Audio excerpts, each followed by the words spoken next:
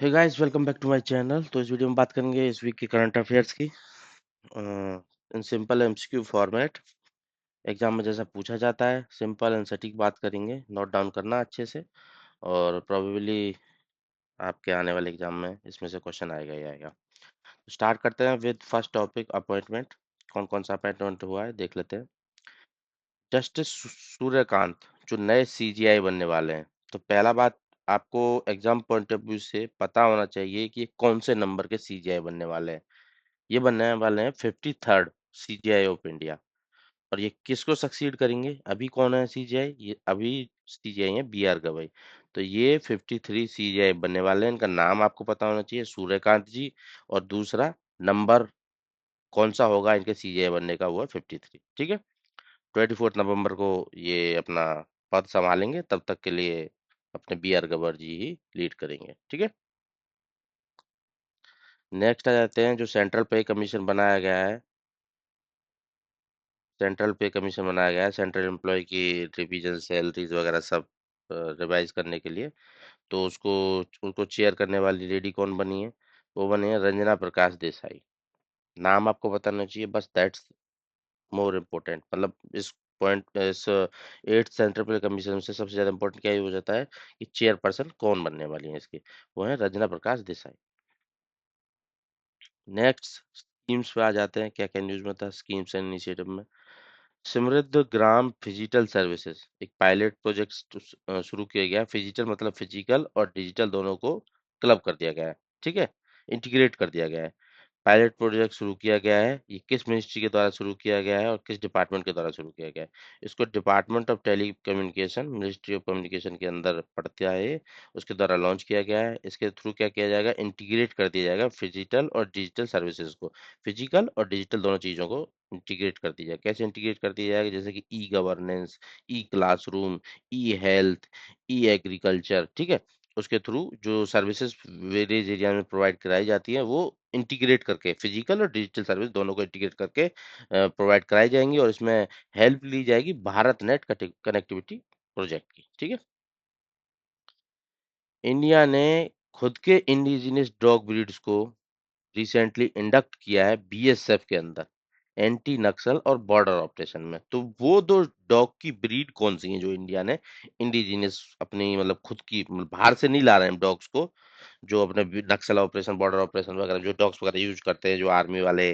ठीक है। तो बीएसएफ वालों ने दो डॉग्स को इंडक्ट किया है, मुधुल जो कि कर्नाटक का है, और रामपुर जो कि अपने उत्तर प्रदेश का है। ठीक है, मुद्दुल कर्नाटक। ऐसे मैच द फॉलोइंग में भी आ सकता है कि दो डॉग्स को इंडक्ट किया गया है।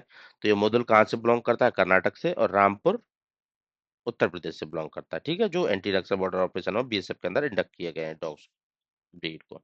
ठीक है, मेंशन किया हुआ है यहाँ पे भी। इस तरीके के डॉग्स दिखाई देते हैं। रिसेंटली कोयला शक्ति इनिशिएटिव लॉन्च किया गया मिनिस्ट्री ऑफ कोयल्स के, तो कोल के द्वारा। तो ये क्या है? एक तरीके का एक प्लेटफॉर्म है, डैशबोर्ड है, जहां पे रियल टाइम पे एनालिटिक्स कोल सेक्टर की मॉनिटरिंग के लिए दिखाए जाएंगे। ठीक है, एक डैशबोर्ड बनाया गया है कोयला शक्ति इनिशिएटिव। तो इसके अंदर किस किस तरीके, क्या क्या चीज को मॉनिटरिंग की जाएगी? प्रोडक्शन कितना हो रहा है, डिस्पैच कैसा हो रहा है, लॉजिस्टिक में मतलब क्या प्रोग्रेस है। तो real time data integration, enhancing transparency efficiency coal supply chain, main purpose ये है इसका। ठीक है। महा मेडटेक मिशन लॉन्च किया गया है, जिसका क्या पर्पज है? इसका पर्पज है डेवलप करना अफोर्डेबल इंडिजिनस मेडिकल टेक्नोलॉजीज को। ठीक है। मतलब इसमें क्या होगा? वैक्सीन वगैरह नहीं बनाई जाएगी। जो टेक्नोलॉजीज होती है, टेक्नोलॉजी मतलब जैसे इंस्टीट्यूट वगैरह मेडिकल में यूज किए जाते हैं, रोबोट वगैरह यूज किए जाते हैं, उनको इंडिजिनस बेस पे बनाना। ठीक है, टेक्नोलॉजीज को डेवलप करना, महा मेडटेक मिशन। अब इसमें महा का फुल फॉर्म क्या है? Mission for advancement of high impact areas. ठीक है। इसमें वैक्सीन और थेरापेटिक्स को इंक्लूड नहीं किया जाएगा। थेरेपी वगैरह लग रही है इंडिजिनस बेस पे, या वैक्सीन लग रही है, वो सब इसका टारगेट है। टारगेट है इसका मेडिकल डिवाइसेस बनाना, डायग्नोस्टिक बनाना, रोबोटिक्स और एआई बेस्ड हेल्थ टूल्स बनाना। मतलब बेसिकली टेक्नोलॉजीज डेवलप करना मेडिकल फील्ड में, इंडिजिनस लेवल पे। और इसका बाहर संभाला अनुसंधान नेशनल रिसर्च फाउंडेशन के साथ मिलकर Indian council of medical research and bill and Melinda Gates के द्वारा। ठीक है। अवार्ड्स में देख लेते हैं किस किस को अवार्ड कुछ दिए गए हैं जो इंपॉर्टेंट हो सकते हैं एग्जाम पॉइंट ऑफ व्यू से। शेफ हैं जो संजीव कपूर जी, उनको ऑनर किया गया है टॉप एग्री फूड पायनियर के द्वारा। ठीक है, ये प्राइज है टॉप एग्री फूड पायनियर 2025 का, ये किस ऑर्गेनाइजेशन के द्वारा दिया गया है? ये दिया गया है वर्ल्ड फूड प्राइज फाउंडेशन के द्वारा। ठीक है, इसको ये अवार्ड दिया गया है। अब ये किस लिए दिया गया है इनको, संजीव कपूर जी को? प्रमोट करने के लिए bio fortified crops like iron rich millets and zinc in rich wheat, इन सब के प्रमोशन के लिए इनको ये अवार्ड दिया गया है। पोस्ट पोस्टमसली मतलब मरणोपरांत ऑनर किया गया है विज्ञान रत्ना अवार्ड 2025 का अंडर राष्ट्रीय विज्ञान पुरस्कार। ठीक है, विज्ञान रत्न अवार्ड मरणोपरांत किस पर्सनालिटी को दिया गया है? ये दिया गया है जयंत विष्णु नर्लिकर को। किस फील्ड में काम करने के लिए दिया गया है? ये एस्ट्रोफिजिसिस्ट थे। इन्होंने फ्रेड होयल के साथ मिलके जो स्टेडी स्टेट थ्योरी डेवलप की थी, उसके लिए ये उनको ऑनर किया गया है। ठीक है, अब एस्ट्रोफिजिसिस्ट क्या करते हैं? ये अपने एस्ट्रोफिजिक्स वगैरह, एस्ट्रोलॉजी वगैरह, सॉरी वो कॉस्मोलॉजी और एस्ट्रोफिजिक्स वगैरह इस सब पे स्टडी करते हैं। इन्होंने सर फ्रेड हॉयल के साथ मिलकर स्टेडी स्टेट थ्योरी डेवलप की थी। नाम आपको पता चाहिए किस फील्ड में और क्या इन्होंने डेवलप किया, इसलिए उनको ये पुरस्कार दिया गया। साउथ कोरिया का हाईएस्ट नेशनल अवार्ड दिया गया है, और अवार्ड का नाम क्या है? ग्राउंड ऑर्डर ऑफ मुगुन गवा। ठीक है, 2025 के अंदर। तो ये किसको ऑनर दिया गया है? ये दिया गया है डोनाल्ड ट्रंप को। और ऑर्डर का नाम होना चाहिए मुगुन गवा, साउथ कोरिया का है, डोनाल्ड ट्रंप जी को दिया गया है। इंटरनेशनल न्यूज में क्या क्या था? 11th मेंबर ऐड किया गया है अभी association of south east Asian के अंदर। ठीक है, तो 11th मेंबर है तिमूर लिस्ते, जिसको बोलते हैं ईस्ट तिमूर, उसकी कैपिटल है दिल्ली। ठीक है, दिल्ली, जैसे कि हमारी कंट्री कैपिटल दिल्ली। ठीक है, इसको तिमूर लस्ते ईस्ट तिमूर भी बोलते हैं। लोकेशन वाइज देख लेते हैं, ये यहाँ पे पड़ता है, ये दिखाई दे रहा है आपको इंडोनेशिया के ईस्ट साइड में, ऑस्ट्रेलिया के north east north west side में। ठीक है, 11 मेंबर हो गए, पहले 10 मेंबर हुआ करते थे एशियन के, अभी 11 मेंबर हो गए। 2026 के अंदर मतलब 2026 को डिक्लेयर किया गया है as a special year between India and ASEAN. India और एशियन जो 11 मेंबर की अभी और मतलब ग्रुपिंग हो गई है, उसके बीच में इंडिया और उसके एशियन के बीच में 2026 को डिक्लेयर किया है as an year of maritime cooperation. ठीक है, ये टर्म पता होना चाहिए, इसी टर्म पे क्वेश्चन आता है हमेशा। तो ये रिफ्लेक्ट करता है इंडिया के एक्ट ईस्ट पॉलिसी, फोकस करता है फ्री ओपन सस्टेनेबल ओशियन पे। ठीक है, यहाँ पे अभी 10 ही लिखा हुआ है एशियन नेशन, ये वहीं पे मतलब जहाँ पे 11th मेंबर को एसोसिएट किया गया था नया, मतलब अभी 11 हो गए टोटली। आपको समझने की बात है कि 10 नहीं रहे अभी एशियन नेशन, अब हो गए 11 Asian nation. Hindustan aeronautics limited ने एमओयू साइन किया है कंट्री में पहली बार एयरक्राफ्ट बनाने के लिए, SJ-100 सिविल एयरक्राफ्ट, मतलब ये SJ-100 सिविल एयरक्राफ्ट बनाएगी। तो ये किस कंट्री के साथ एमओयू साइन किया? इंडिजिनियस बनाए जाएंगे इंडिया के अंदर, ये रसिया के साथ किया गया है। ठीक है, ये सुखोई सुपरजेट 100 बोलते हैं उसको, SJ-100 को। ठीक है, कोलालमपुर पीस अकॉर्ड, ये भी काफी अच्छा क्वेश्चन है। साइन किया गया दो कंट्रीज के बीच में उनके जो लॉन्ग रनिंग बॉर्डर कॉन्फ्लिक्ट को खत्म करने के लिए। देखो बॉर्डर पे हमेशा कोई भी कंट्री हो, बॉर्डरिंग एरियाज पे उनके कॉन्फ्लिक्ट चलते ही रहते हैं। तो ये पीस अकॉर्ड हुआ है दो कंट्रीज के बीच में कि ये खत्म करो आप, ठीक है, बॉर्डर कॉन्फ्लिक्ट। तो इसको KL पीस अकॉर्ड भी बोलते हैं। ये किया गया है थाईलैंड और कंबोडिया के बीच में। मैप में देख लेते हैं कहाँ पे पड़ता है, ये रहा कंबोडिया वाला एरिया और ये थाईलैंड वाला। इन दोनों कंट्री ने KL पीस अकॉर्ड साइन किया गया है, दोनों के डिस्प्यूट्स को रिजॉल्व करने के लिए, बॉर्डरिंग डिस्प्यूट्स को। नेक्स्ट आ जाते हैं नेशनल न्यूज पे। यूनेस्को के द्वारा क्रिएटिव सिटी ऑफ गैस्ट्रोनॉमी 2025 में एक इंडियन सिटी को इंक्लूड कर लिया गया है। एक नहीं, अभी ये दूसरी हो जाएगी, इससे पहले एक ऑलरेडी इंक्लूड की गई है, वो थी हैदराबाद। अभी रिसेंटली एक और को इंक्लूड किया गया है in the UNESCO creative city of gastronomy. देखो यूनाइटेड क्रिएटिव सिटीज की एक लिस्ट है, उसके अब ये लिस्ट में गैस्ट्रोनॉमी से के फील्ड में इसको इंक्लूड किया गया है। तो वो सिटी होगी, पहले हैदराबाद ऑलरेडी की जा चुकी है, अभी लखनऊ को भी इंक्लूड कर लिया गया उस लिस्ट में। मतलब दो सिटीज है हमारे पास क्रिएटिव सिटी ऑफ गैस्ट्रोनॉमी के अंदर, यूनेस्को की लिस्ट के अंदर दो सिटी हो गई हैं। लखनऊ को दूसरा इंक्लूड किया गया है, मतलब इस 2025 के अंदर लखनऊ को इंक्लूड किया गया है, इससे पहले हैदराबाद ऑलरेडी इंक्लूडेड है। ठीक है, तो ये क्वेश्चन 100% किसी भी एग्जाम में आने वाले में आने वाला है, नोट डाउन करके रखना। क्योंकि यूनेस्को से रिलेटेड क्वेश्चन आते ही आते हैं, इंटरनेशनल ऑर्गेनाइजेशन हो जाती है। और दूसरा जब जैसे जब भी एक इंडिया की किसी कंट्री को इंक्लूड करती है ना, 2-3 को करती है तो मैच द फॉलोइंग में आ जाता है कि इसको किस फील्ड से इंक्लूड किया गया है, इसको किस फील्ड से इंक्लूड किया गया है।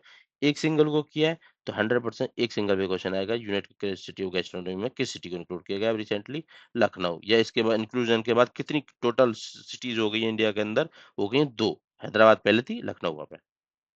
ठीक है, ये वहाँ के रिच अब दी कुजीन और वाइब्रेंट कुलिनरी हेरिटेज के लिए इनको इंक्लूड किया गया है।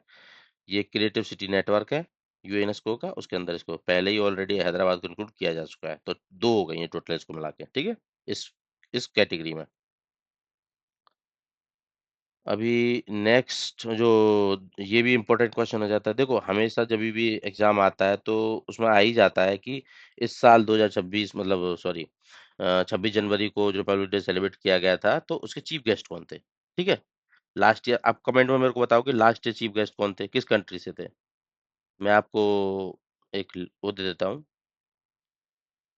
ये association of south east Asian Nations से बिलोंग करती है, जो लास्ट ईयर के अपने चीफ गेस्ट थे। ठीक है, आपको बताना है किस कंट्री से थे। अब कंट्री का नाम तो एटलीस्ट आप गैस कर ही सकते हो, मैंने आपको एक हिंट दे दिया है। तो इस साल कौन है 2026 में जो अपना रिपब्लिक डे सेलिब्रेट किया जाएगा, चीफ गेस्ट कौन होंगे। ये होंगे Ursula von der Leyen, Antonio Costa, ये यूरोपियन यूनियन के मेंबर है। अब उसमें से कौन किस किस किस चीज के प्रेसिडेंट है वो देख लेते हैं। ये उर्सुला वॉन देर लेयन, ये प्रेसिडेंट है यूरोपियन कमीशन के। कमीशन कमीशन देखना है, मैच द फॉलोइंग में आएगा क्वेश्चन, क्योंकि 2 पर्सनैलिटी आ गई यहाँ पे। एंटोनियो कोस्टा, ये क्या है, प्रेसिडेंट ऑफ यूरोपियन काउंसिल के। तो ये कोस्टा है काउंसिल के, C for Costa, C for council, CO से याद रखना, कोस्टा कोसिल। ठीक है, और ये लियोन है, ये प्रेसिडेंट है कमीशन के। ठीक है, ये देख लेना पर्सनैलिटीज के फेसेस मैंने में ऐड किया गया है। औरंगाबाद रेलवे स्टेशन का नाम चेंज करके क्या कर दिया गया है, ये क्या गया, छत्रपति संभाजी नगर। ये शिवाजी महाराज के क्या थे, बेटे थे। नेक्स्ट रहते हैं, इंडिया का एक स्टेट फ्री बेसिस पे एचपीवी वैक्सीन प्रोवाइड करेगा, मतलब ये पहला स्टेट है जो फ्री बेसिस पे एचपीवी वैक्सीन प्रोवाइड करेगा। ये बन गया तमिलनाडु। अभी एचपीवी वैक्सीन किस काम में आती है, ये आती है सर्विकल कैंसर के कॉज को न्यूट्रलाइज करने में। ठीक है, इसको ह्यूमनो पपिलोमा वायरस बोलते हैं। ठीक है, ये मेजर स्टेप है वुमेन के प्रिवेंटिव हेल्थ केयर के अंदर। तमिलनाडु ने पहला ऐसा किया है जो 9 to 4 की एज में, 14 की एज में गर्ल्स को लगाई जाती है। ठीक है, सर्विकल कैंसर को कॉज को रोकने के लिए। डिफेंस में देख लेते हैं, रिसेंटली ब्रूवस्तनिक मिसाइल है, न्यूज में थी, तो उसका प्राइमरी एक यूनिक फीचर क्या है, ये एक न्यूक्लियर पावर्ड क्रूज मिसाइल है। ठीक है, क्रूज मिसाइल जो न्यूक्लियर पावर्ड होगी, ये रशिया के द्वारा डेवलप की गई है।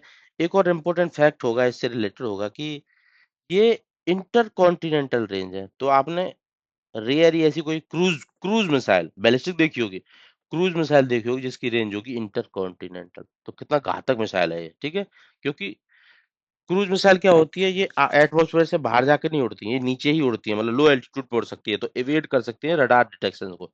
तो क्या किसी भी कंट्री के लिए काफी ज्यादा घातक हो सकती है।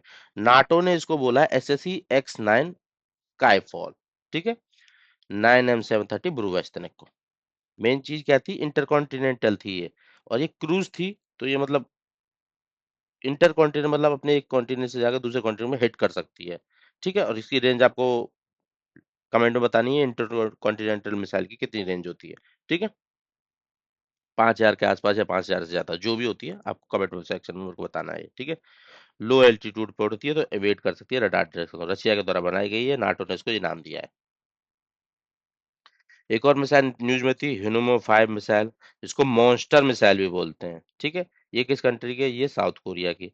अब देख लेते हैं, ये बैलिस्टिक मिसाइल है, कन्वेंशनल बैलिस्टिक मिसाइल है साउथ कोरिया की। ठीक है, इसको 3 एक्सिस डिफेंस स्ट्रेटेजी के लिए जाना जाता है अगेंस्ट नॉर्थ कोरिया, क्योंकि ये डीपली पेनिट्रेट कर सकती है तीनों डायमेंशंस में। ठीक है, इसे बनाया गया मेजरली नॉर्थ कोरिया से डिफेंस के लिए, साउथ कोरिया के द्वारा ह्यूनमो 5 कन्वेंशनल बैलिस्टिक मिसाइल।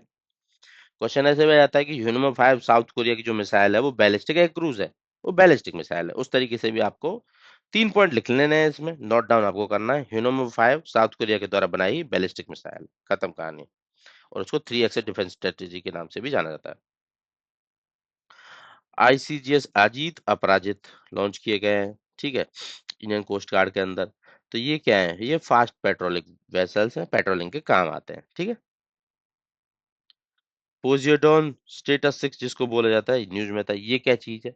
जैसे अनमैन्ड एयरक्राफ्ट व्हीकल होते हैं ना, एयर व्हीकल होते हैं, मतलब कि हवा में उड़ने वाले अनमैन्ड व्हीकल होते हैं, ड्रोन्स जिनको बोलते हैं। तो उसी तरीके से पानी के अंदर अनमैन्ड व्हीकल को पोजिडोन बोला जाता है, वो नाम दिया गया है। ये बनाया गया है रसिया के द्वारा, और ये न्यूक्लियर पावर्ड है। ये ड्रोन है अंडर वाटर, रसिया के द्वारा बनाया जाने वाला, ठीक है। Nuclear power under water drone develop by Russia, Poseidon status 6 बोलते हैं इसको।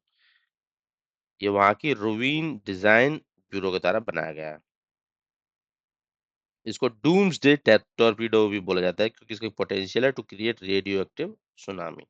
रेडियो एक्टिव मतलब ये न्यूक्लियर पावर था, तो रेडियो एक्टिव सुनामी क्रिएट किया सकता है। ऑपरेशन में क्या न्यूज था रिसेंटली? ओलो ट्राइब, ये किस स्टेट की ट्राइब है, पहला तो ये पता होना चाहिए। उसके एम्पावरमेंट के लिए एक प्रोग्राम लॉन्च किया गया है, उस इनिशिएटिव का नाम और किस स्टेट में। ऑपरेशन सद्भावना नाम दिया गया है उस ऑपरेशन को, जो इनके लिए ओलो ट्राइब के लिए लॉन्च किया गया है। ये अरुणाचल प्रदेश के अंदर पाई जाती है। तो ऑपरेशन सद्भावना में क्या किया जाएगा, जो वहाँ की असम राइफल्स है, Khonsa battalion specially, skill based empowerment training दी जाएगी वहाँ की वुमेन्स को,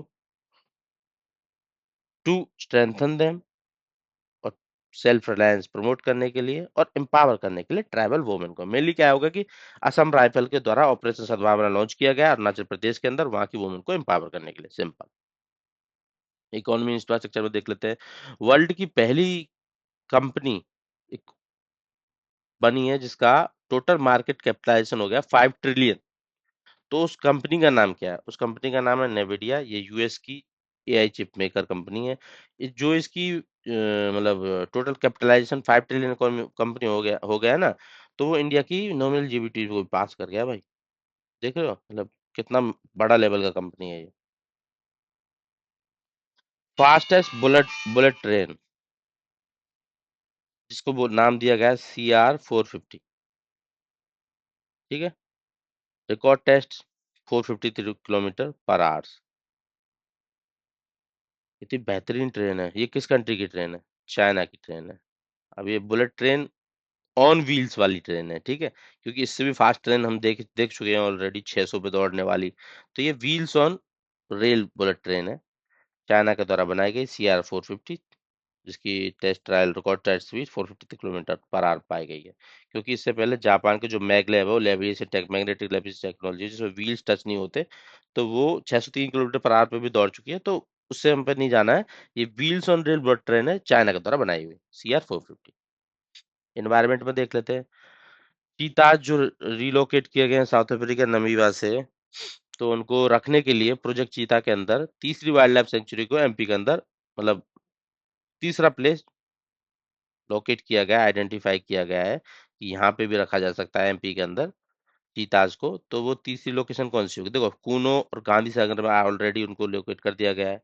तो तीसरी लोकेशन या तो बांधवगढ़ होगी या न्यूरोदय होगी। तो न्यूरोदय को as a probable location identify किया गया है, तो रिलोकेट देम। न्यूरोदय को देख लेते हैं मैप में। न्यूरोदय पड़ती है सेंट्रल, ये अपना एमपी का मैप है, सेंटर में और अराउंड। और दूसरा ये गांधी सागर और कूनो नेशनल पार्क यहाँ पे थे, ठीक है। अमेजन फेस एक्सपेरिमेंट ब्राजील के अंदर कंडक्ट कराया जाता है। तो इसमें क्या होगा, फ्री एयर में CO2 लूज की जाएगी। इसका इफेक्ट जो अमेजन के रेन फॉरेस्ट पे स्टडी किया जाएगा कि CO2 लेवल बढ़ने से क्या इम्पैक्ट पड़ेगा वहाँ के एनवायरनमेंट पे, वाटर साइकिल पे और फॉरेस्ट की हेल्थ पे। तो उसी के लिए इसको अमेजन फेस एक्सपेरिमेंट को लॉन्च किया गया है। फेस का मतलब free air CO2 enrichment technology, ठीक है, ब्राजील के अंदर किया गया है।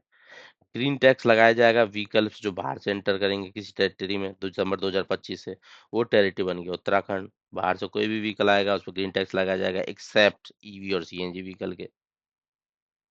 मोर the waste better the taste cafe launch किया गया है, जिसमें प्लास्टिक आप एक्सचेंज कर सकते हैं मील्स के लिए, ठीक है। ये अंबिकापुर कैफे का मतलब सिटी के अंदर अंबिकापुर कैफे है, ठीक है, छत्तीसगढ़ के अंदर है ये। इससे क्या होगा कि सफाई भी हो जाएगी देश की, मतलब उस स्टेट की, और साथ ही साथ लोगों को खाना भी मिल जाएगा, नीडी पीपल्स को। तो इससे बाकी स्टेट्स को भी सीखना चाहिए। और इसकी बात हमारे प्राइम मिनिस्टर मोदी जी अपने पॉडकास्ट मन की बात में भी इसको एड्रेस किया करते हैं इनिशिएटिव को। एक्सरसाइज कौन सी न्यूज में थी? एक्सरसाइज पहली अस्त्रा शक्ति 2025, जिसको इंडियन आर्मी कंडक्ट कराती है। कहाँ पे कराई गई? ये लद्दाख के अंदर, नॉर्दर्न कमांड में। ठीक है, आईटीबीपी के साथ मिलकर, Indo Tibetan border police force के साथ मिलकर। तो बस यही है, readiness strategy deterrence northern border के अलोंग, उसकी एक्सरसाइज है ये। एक्सरसाइज त्रिशूल, ये भी न्यूज में थी। ये भी tri service exercise Indian arm forces की on the western coast. Western coast मतलब सर क्रीक वाले रीजन में, जैसा कि डिस्प्यूट वहाँ ऑलरेडी चला हुआ है, इंफ्रास्ट्रक्चर बना रहे पाकिस्तान वाले। तो वहाँ पे एक तरीके से उनको डिटरेंस देने के लिए एक्सरसाइज कंडक्ट कराया जा रहा है। एक्सरसाइज त्रिशूल को tri service exercise Indian arm forces की around around Sir Creek sector, Gujarat में। स्पोर्ट्स में क्या न्यूज न्यूज में था? फाइड वर्ल्ड कप ट्रॉफी का नाम चेंज कर दिया गया है 2025 के अंदर। जो फाइड, जो चेस की चैंपियनशिप ट्रॉफी होती है, उसका नाम रीनेम कर दिया गया है। तो रीनेम किया गया है विश्वनाथ आनंद ट्रॉफी के नाम से। जो विश्वनाथ आनंद इंडिया के पहले ग्रैंड मास्टर थे। ठीक है, उन्होंने इंडिया की तरफ से पहले वर्ल्ड चेस चैंपियन थे, 5 टाइम वर्ल्ड टाइटल होल्डर हैं ये। ठीक है, तो उनको ऑनर करने के लिए इस अवार्ड को नाम चेंज कर दिया गया है विश्वनाथ आनंद ट्रॉफी के नाम से। ठीक है। Medal tally, fourth south Asian senior athletic champion में किसने टॉप किया है? इंडिया ने टॉप किया है। मेडल टैली डायरेक्टली देख लेते हैं, 58 मेडल के साथ इंडिया ने टॉप किया है। पहली वोमेन जो फरारी इंटरनेशनल में रेस करेंगी इंडिया की तरफ से, वो बनी है दियाना पुंडोल, पुणे से हैं ये। रिपोर्ट्स एंड इंडेक्स में Mercer CFA institutional global pension index में इंडिया को क्या ग्रेड दिया गया है? डी ग्रेड का दिया गया है। और एशिया के अंदर सिंगापुर टॉप पे है। ठीक है। इनॉग्रेशन में उत्तर प्रदेश में प्रपोज किया है, मुस्तफाबाद विलेज का नाम, जो कि लखीमपुर खीरी डिस्ट्रिक्ट में पड़ता है, उसका नाम चेंज किया जाएगा। देखो, इस तरीके के क्वेश्चन काफी इंपॉर्टेंट हो जाते हैं, नाम वाम चेंज करना, क्योंकि ऐसे क्वेश्चन आते ही आते हैं एग्जाम में। ठीक है, तो मुस्तफा विलेज है, उसका नाम चेंज करके कबीर धाम करने वाले हैं, क्योंकि कबीर जी वहां से बिलोंग करते थे। अब ऐसा क्यों किया जा रहा है? क्योंकि हेरिटेज बेस्ड आइडेंटिटी रिस्टोरेशन किया जा रहा है। उत्तर प्रदेश के अंदर काफी होता है, जैसे कि इलाहाबाद का नाम चेंज करके प्रयागराज किया गया था, फैजाबाद का अयोध्या किया गया था। अभी एक रेलवे स्टेशन का भी नाम चेंज किया गया था महाराष्ट्र के अंदर। ठीक है, उसका आप कमेंट सेक्शन में बताओगे मुझे क्या है, अभी मैं इसी सीरीज में आपको पढ़ाया हूँ ये। प्रोजेक्ट में प्रोजेक्ट अरुणाक, ठीक है, न्यूज में था। ये किससे रिलेटेड है? इसके अंदर रोड और ब्रिजेस बनाए जा रहे हैं अरुणाचल प्रदेश के अंदर। ठीक है, बीआरओ के द्वारा, प्रोजेक्ट अरुणाक। तो इसको प्रोजेक्ट वर्तक से अलग करके focus building and maintaining road bridges infrastructure remote strategic border में, जो चाइना से बॉर्डर करते हैं। ठीक है, एलएसी से बॉर्डर करते हैं। प्रोजेक्ट वर्तक से काट के इस प्रोजेक्ट अरुणाक को स्टार्ट किया गया बीआरओ के द्वारा। ठीक है, अरुणाचल प्रदेश में। ज्योग्राफी में पहला इंडिया का real time flood forecasting system. ठीक है, रियल टाइम में फ्लड की फोरकास्ट करेगा। ये किस सिटी के अंदर लॉन्च किया गया है? चेन्नई के अंदर। ठीक है। साइक्लोन मोंथा न्यूज में था, जिसने हिट किया था आंध्र प्रदेश के एरिया को। ठीक है, तो ये इसका मोंथा नाम किसने दिया है? ये दिया गया है थाईलैंड के द्वारा। ठीक है, जिसका मतलब है फ्लावर्स। ठीक है, थाई लैंग्वेज में। नेमिंग कैसे की जाती है? Under WMO ESCP panel on tropical cyclones के बेसिस पे। ठीक है। नेक्स्ट आ जाते हैं, हरिकेन मेलिसा भी न्यूज में था 2025 में। रिसेंटली लैंडफॉल किया था category as a category 5 Atlantic storm, किस कंट्री का? ये जमाइका पे लैंडफॉल किया था हरिकेन मेलिसा। जमाइका कहाँ पड़ता है? सेंट्रल अमेरिका के अंदर। ठीक है, इधर से चल के आया था ये हरिकेन, और यहाँ पे हिट किया था जमाइका वाले एरिया में। ठीक है, मतलब कि ये अटलांटिक ओशियन से मूव करता करता जमाइका में हिट कर दिया था। साइंस में क्या न्यूज में था? CMS-03 न्यूज में था रिसेंटली। तो इसको अभी संडे को ही लॉन्च किया गया है। तो ये इंडिया का हैवीएस्ट कम्युनिकेशन सैटेलाइट है, जिसको इसरो के द्वारा लॉन्च किया गया है, जिसका वेट अराउंड 4400 किलोमीटर, जिसको G-SAT-7R के नाम से भी जाना जाता है। लॉन्च किया गया है abroad abode LVM-3 M5 rocket के साथ श्रीहरिकोटा से। ठीक है, हैवीएस्ट रॉकेट है, G-SAT-7R के नाम से भी इसको जाना जाता है। पर्पस क्या? पर्पस भी आपको पता होना चाहिए। स्पेशली जो अपने स्ट्रेटेजिक फोर्सेज है ना, इंडियन आर्म फोर्सेज वगैरह, उन सब के कम्युनिकेशन के लिए इसको लॉन्च किया गया है।